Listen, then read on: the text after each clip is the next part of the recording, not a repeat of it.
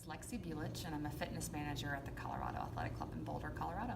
And I oversee 4 different studios that have classes for our members. I also oversee the instructors that teach the classes and the actual studios themselves. We have about 135 classes per week. So my coworkers here are the other department managers. So I oversee group fitness and Pilates, and the other department heads oversee aquatics, the child care center, personal training, the assistant general manager, and the general manager of the club. And they kind of all do what I do for their individual departments. Here at the club, we have a lot of club maintenance and a lot of equipment maintenance. So our maintenance manager is often male. Don't know that I've ever seen a female equipment service manager that comes into the club. And then the other management kind of fluctuates. I've seen both genders be in different roles, whether with regards to general manager and assistant general manager. Oftentimes there's member issues in the locker room, so if there is a male in the men's locker room that needs assistance, whether it's being locked out of his locker or maybe he needs medical attention, something like that, and if there's no male managers in the club, we do have to go into the men's locker room and assist in a situation like that if it's an emergency. In the same way, the opposite of that would be in the women's locker room. If there's an issue, a male may have to go in if there's an emergency and there's not a female manager around to help with. You see a good variety, I would say, in most of our classes. We see mostly female. So just in general, I would say, maybe looking at all 4 studios, probably 75% of our clientele is female. And then, on the weight floor, classically, on the weight floor, you're going to see more men. On the cardio floor, you're going to see more women.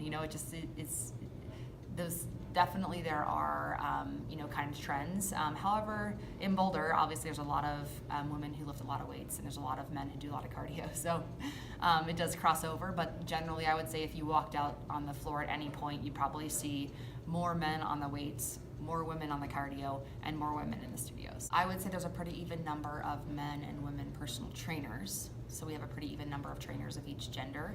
And I think their clients are a little bit of everything. I think they get probably a pretty good variety. And it might depend. I think sometimes a female feels more comfortable working with a female trainer. And sometimes a male feels more comfortable working with a male trainer than the opposite, which is just a natural, kind of a natural tendency of people. I've gotten some thumbs downs when people were walking out the door. That was regarding music in a class. Literally, they thumbs downed me. I would say coming to Boulder has been a tough crowd. I'd say a tough crowd to crack because from a member's perspective, the expectation here is really high. The bar is set high. So when a new person comes in, like me coming in new and teaching, people are like, who are you? What's your training?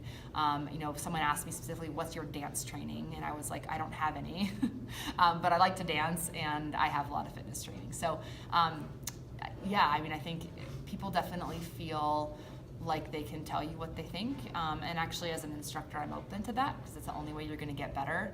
I didn't necessarily like the thumbs down, but it did make me go back and look at my playlist and see if I was catering to maybe one niche of people and missing out on another that really didn't like what I was doing. Oftentimes our best instructors have people that love them, and there's a lot of those people, and then they have people that absolutely despise them, and there's only a few, but they're very vocal. So part of my job is to filter through that and not go to my instructor and show them a comment card that's terrible when I say, wait a second, you have 100 other people that love your class and you get great numbers. I'm not going to ruin your day with a silly comment from somebody who likely was having a bad day themselves and ended up taking that feedback out on you.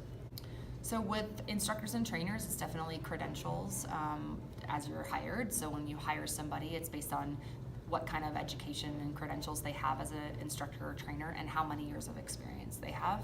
And then, once after that, I think oftentimes it's based on performance. So after they're hired and at their rate may go up as they are drawing more people into their classes, as they've been here longer, so their experience now is gaining more. Trainers are compensated, and Pilates instructors as percentage of the revenue they bring in. So the more revenue you bring into the club, the more we can then pay you.